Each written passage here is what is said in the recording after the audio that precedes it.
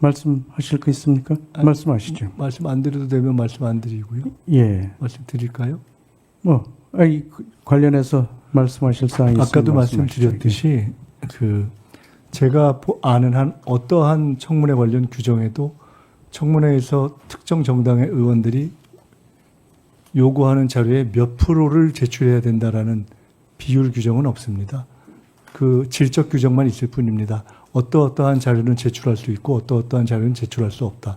그렇기 때문에 제가 말씀드리고 있습니다. 그렇기 때문에 질적 규정을 충족하지 않는 것들이 많이 요구됐다고 해서 그것을 비율을 갖고 말씀하시는 건 타당하지 않다고 생각합니다.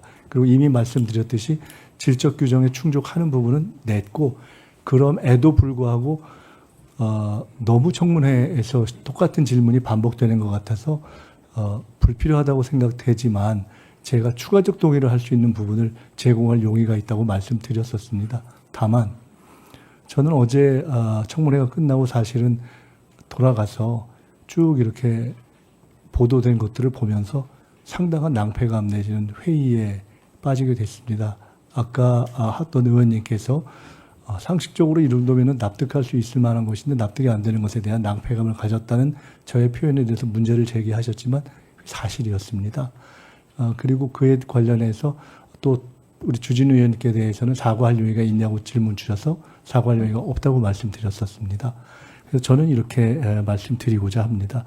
적어도 여기서 다 확인된 가운데 다른 내용들은 추가적 자료 제출에 의해서 인정하신다 하더라도 현금 6억을 장롱에 쌓아놓고 있었다 하는 부분은 아니다 하는 것이 이미 누차례 여기서 확인되었다면 그 부분에 대해서는 당사자가 공식적으로 다시 한번 정리해 주시고 관련된 게시글을 내려주시고 그것을 해당 정당의 현수막에서 철거해 줄 것을 직접 요청하시거나 또는 적어도 여기 계신 의원님들이 당사자가 어려우면 간사님이라든가 참여위원들의 결의로 그것을 당에 요청해 주셔야 저도 그것을 일정한 이해위에서 이것을 전개해 갈 수 있는 것이 아니냐. 이것이 최소한의 어떤 도의 아니겠는가라는 생각이 들어서 이것을 꼭 해 주실 거라고 기대하지는 않습니다만은 저는 그런 말씀을 드려봅니다.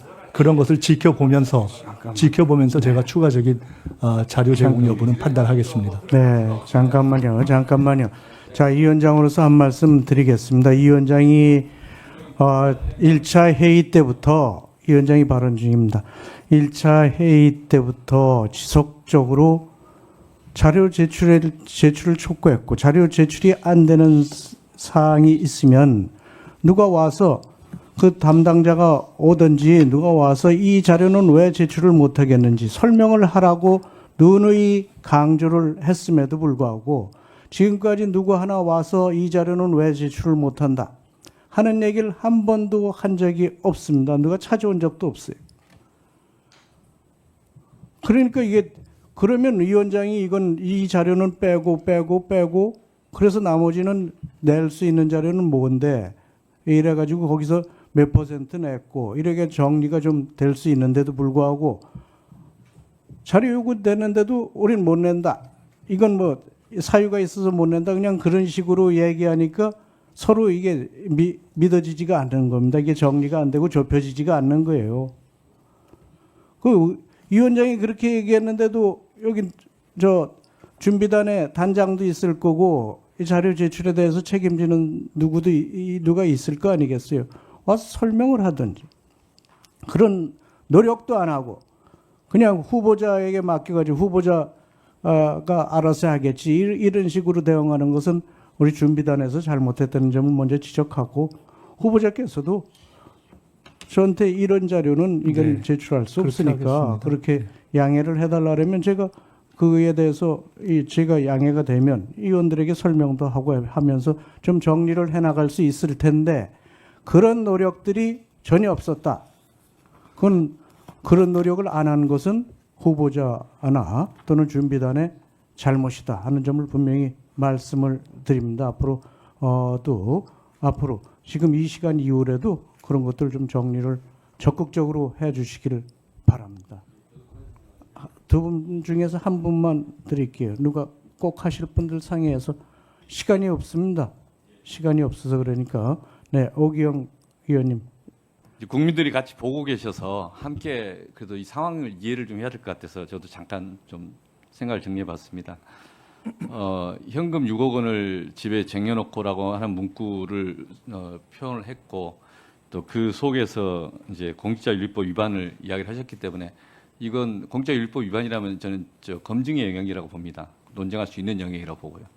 그러면 이제 이런 경우에 현금 6억 원을 집에다가 쟁여놓고 하는 것이라면 그 점에 대해서 어떤 식으로 문제제기라고 만약에 문제제기를 했는데 그때 답이 안 나오면 고발하는 거죠. 그 고발에 따라 수사기관이 책임지는 거고 후보자를 임명하더라도 후보가 책임질 수밖에 없는 사안입니다. 그다음에 이제 반대로 논쟁을 하다가 보는데 후보자가 해명을 못했지만 결과적으로 이게 허위냐 아니냐가 논란이 될 수 있지 않습니까? 그 국면에 따라서. 그래서 이게 허위가 그러니까 이 현금 6억 원을 집에 쌓아놓고라는 것이 허위다고 만약에 가정을 하게 되면 그러면은 사실 왜곡이다, 짜깁기다, 또 악의적 프레임이다 그런 반론도 나올 수 있는 거 아니겠습니까? 지금 국면이 그렇게 논쟁을 하고 있는 것이고요. 그래서 그러면 거꾸로 지금 이게 허위사실 명예훼손 문제가 또 있는 거 아니겠습니까? 이게 밖에서 의정활동과 연관돼 있지만 별도로 했기 때문에 정보통신망법 우리 곽규태 의원님 주진우님 잘 아시겠지만 그런 논란을 할 수 있지 않겠습니까?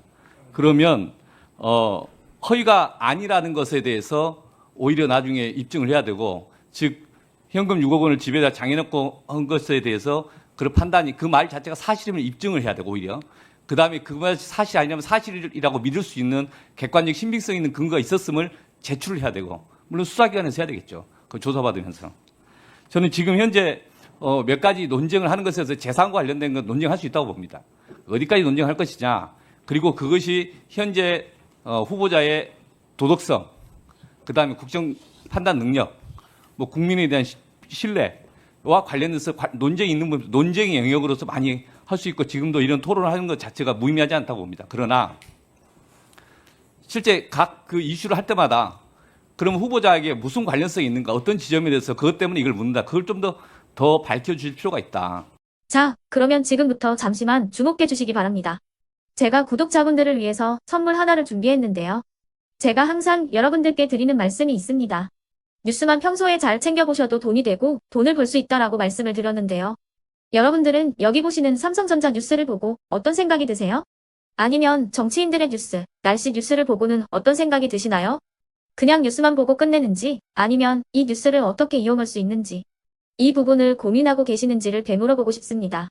그 이유가 뭐냐 하면 제가 지난번에 여러분들께 뭐라고 말씀을 드렸었죠? 지금은 반도체 섹터를 눈여겨보셔야 한다고 말씀드렸습니다. 그리고 나서 이런 썸네일들 뉴스를 통해서 많이 보셨을 겁니다.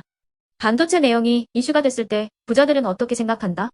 반도체 관련주들은 뭐가 있는지, 어떤 종목이 가장 좋은지, 어디에 투자해야 돈이 몰리는지 자연스럽게 생각한다고 제가 말씀을 드렸죠. 그 이유가 뭐냐 하면 부자들이 봤을 때는 이슈가 곧 돈으로 이어지고 그 이슈가 나에게 돈을 벌어준다는 경험적 확신이 있기 때문에 부자들은 항상 이런 사회적 이슈를 관심 있게 챙겨본다고 제가 말씀을 드렸습니다. 이번에도 마찬가지인데요. 제가 지난번에 시청자분들과 함께하는 주식으로 수익 내기 이벤트를 진행했었죠. 당연히 100% 무료로 진행을 했었고요. 여기 보시면 아시겠지만 제가 지난번에도 구독이라고 보내주신 모든 시청자분들께 반도체 관련주 중에 가장 크게 급등할 딱 한 종목, 많은 종목도 아니라 한미반도체 한 종목을 여러분들께 추천드렸어요. 그러면서 여기 나와 있는 대로 정확히 얼마에 매수해야 하는지 그리고 수익률이 어느 정도 나왔을 때 팔아야 하는지를 이런 부분들까지 여러분들에게 정확히 알려드렸었는데 지금 실제로 어떻게 되었다? 오른쪽을 보시면 아시겠지만 제가 지난번 문자 발송으로 이 한미반도체를 소개해드리고 나서 실제로 이렇게 5배 이상 어마무시한 상승이 나왔습니다. 100만 원만 투자를 했어도 무려 500만 원이 넘는 수익금이 생긴 거죠. 그래서 당시에도 굉장히 많은 분들이 제가 드린 이 한미반도체로 수익을 내실 수가 있으셨을 텐데요. 다시 한번 축하드린다고 말씀을 드리겠고 이번에도 마찬가지입니다. 앞으로도 2024년, 2025년 계속해서 기대해볼 섹터는 AI입니다. 그 중에서도 AI 반도체는 그 누구도 부정할 수 없는 미래 성장 산업입니다. 그러면 우리가 어떻게 생각해 볼 수 있을까요? AI 반도체 종목 중에 앞으로 크게 대장 역할을 하면서 10배 이상 급등할 수 있는 템베고 종목을 지금부터 열심히 추적해야 한다는 겁니다. 큰 돈을 투자하지 않더라도 월급의 일부분 아주 소액이라도 이 종목을 모아가야 수백 %의 수익률을 손에 쥘 수 있는 것이죠.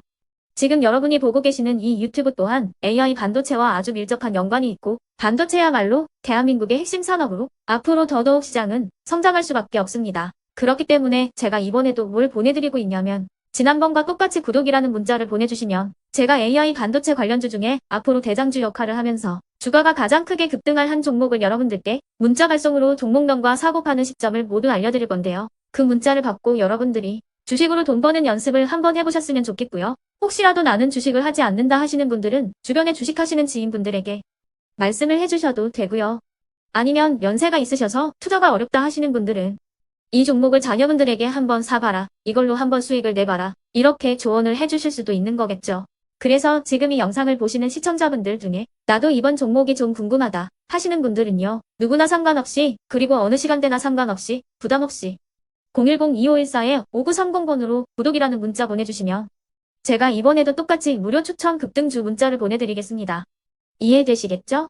제 번호 010-2514-5930번으로 구독이라는 문자 보내주시면 여러분들이 직접 이슈를 통해서 돈 버는 연습을 해보실 수가 있는 거고 제가 돈을 받는 것도 아니고 투자를 대신해 드리는 것도 아니기 때문에 부담 없이 신청해 주시면 되는 겁니다. 그리고 수익이 나면 저는 다른 것은 하나도 바라지 않습니다. 제 채널에 구독, 좋아요 한 번씩만 눌러주시라 이렇게 다시 한번 말씀을 드리겠습니다.